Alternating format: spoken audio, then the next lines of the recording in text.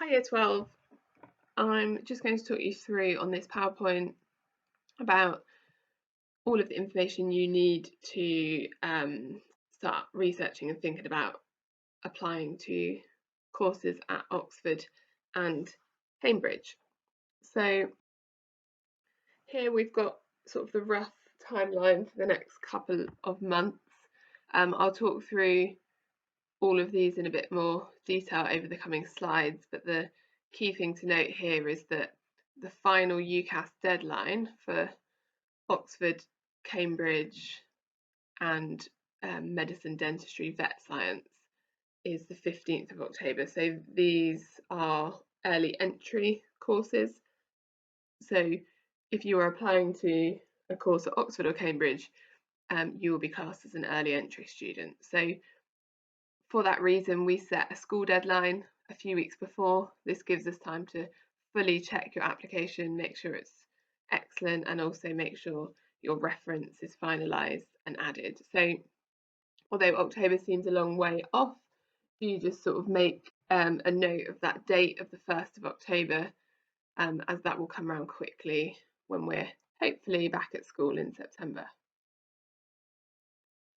So the college system at Oxford and Cambridge is a little bit different to other universities. Now, the role of the college is to admit students, so you'll usually just apply to a specific college.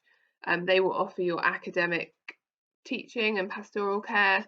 They will offer your accommodation, dining, recreation,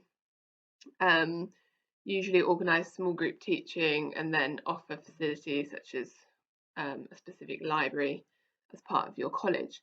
The university then, as a whole, determines the course content to ensure that this is consistent between different colleges, organise larger lectures and seminars and practicals and things, and then they will set and mark your examinations. So again, to offer that consistency across different colleges. Now, you can apply to a specific college, or you can put in an open application. So if you don't mind which college you go to, then this is there is a choice to put in an open application. Do your research. So not every college offers every single subject. Some colleges are more competitive than others. So if a college is located in the city centre, more people might want to study there, for example. And then some colleges will have different sized departments. So at one college there might only be 5 people studying psychology, however there might be 20 at another. So it's important that you do your research and you weigh up what's important to you. So your application will be assessed on a number of different things, and I'll go into some of these in more detail. They'll obviously look at your academic ability and potential by looking at your A-level predictions and then your A-level final grades. They'll also consider your subject combinations and what subjects you're studying. Look at your GCSE grades, your school reference, which will be written by your tutor with input from your subject teachers, your personal statement, which I'll talk about more in a moment, and then sometimes you might be asked to submit additional work. And then most subjects will require you to do an admissions test. And if all of that is successful, you will be invited to interview, and then they will judge the final decision on all of that plus your interview. So contextual data, when you complete your UCAS application and we write your reference, it's important that we make link to WP data. So WP means widening participation, and this is things like certain areas of Bristol where less people attend university, maybe your previous school has lower than average GCSE grades, and it's just a way for universities to try to give a bit more opportunity to these maybe more disadvantaged areas. Now, Oxford and Cambridge generally don't use this data to lower their offers, but it can help to put each individual into context. And actually last year on results day, quite a few of our WP Cambridge students who hadn't been made an offer were then made an offer on results day. Now this is interesting just to look at the 2017 entry statistics of the sort of success rate of students. So obviously the grades that you need to get in are really high, but don't let this put you off, but this is a good way to kind of assess whether it's realistic for you to be making an application to these very competitive universities. We have lots of successful students every year, and it's really important that you're sort of aiming high. If you're unsure, do speak to your tutor, who could sort of look at your achievement throughout the year to sort of have a discussion with you about this. Now, for lots of courses, you'll be expected to complete an additional exam. This usually happens during October half term. Obviously, we're not sure on the details of this yet for this year, but we will update you as soon as we know. Do have a click on the link there. That will show you information on admissions tests for both Oxford and Cambridge. So admissions tests are used to look at ability that's maybe not revealed by GCSEs and A-levels, and will be used along with all the other information to help the universities decide if they'd like to make you an offer.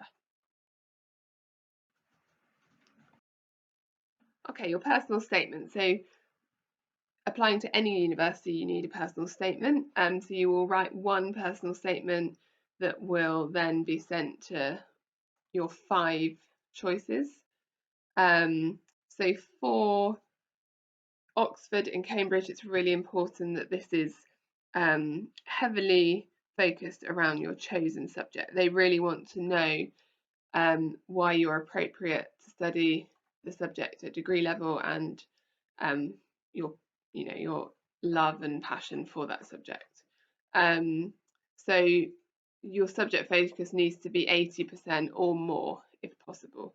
So this will include things you've learned during your A-levels, but more importantly, further reading and wider exploration of your subject. So we call this supercurricular. You may also touch on work experience, which of course you may have attended in a virtual capacity this year. And you can discuss your extracurricular activities and positions of responsibility, but Oxford and Cambridge recommend that this is less than 20% of your application, as they don't really take this into account. But other universities do, so it's about getting that balance. And then finally, your personal statement, which has a character limit of 4,000 characters. That includes spaces, so it needs to be within that and within 47 lines. Will be scanned for plagiarism. So do have a look at examples of other students, but don't be tempted to copy. For some subjects, once you've submitted your application in October and you're invited to interview, they may ask you to submit some additional work. So this will often be an essay, for example, that you've worked on and that has been marked by your teacher. And this is just another way to assess your academic ability, and also they can discuss this with you then at your interview. So the interviews usually take place in December.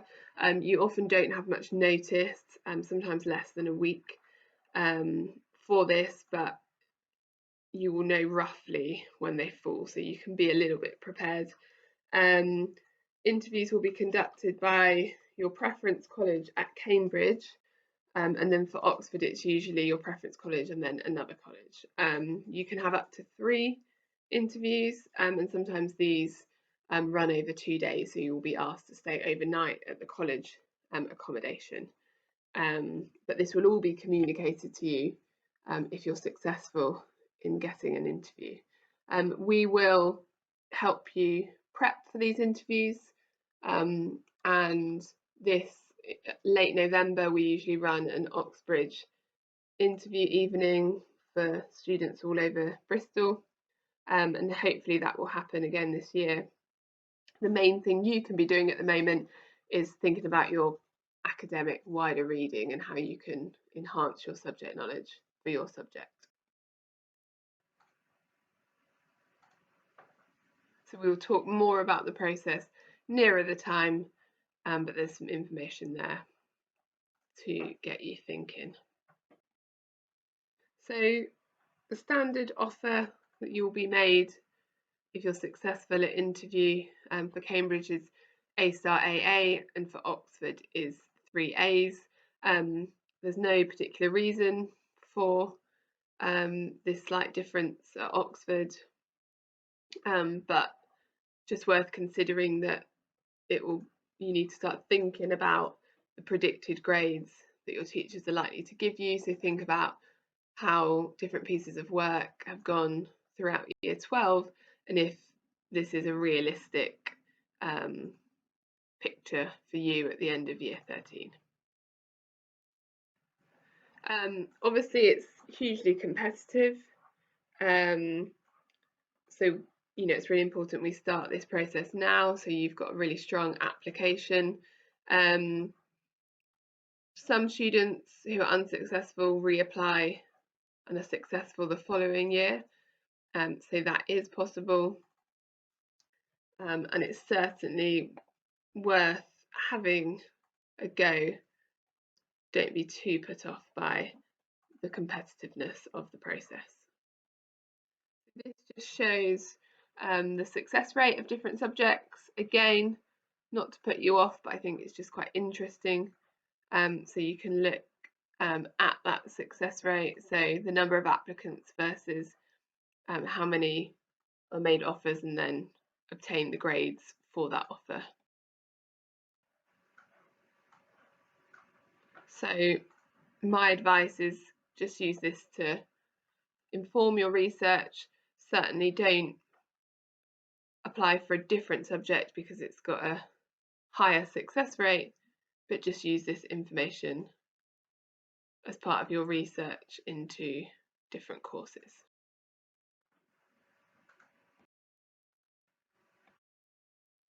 And then finally, some useful websites.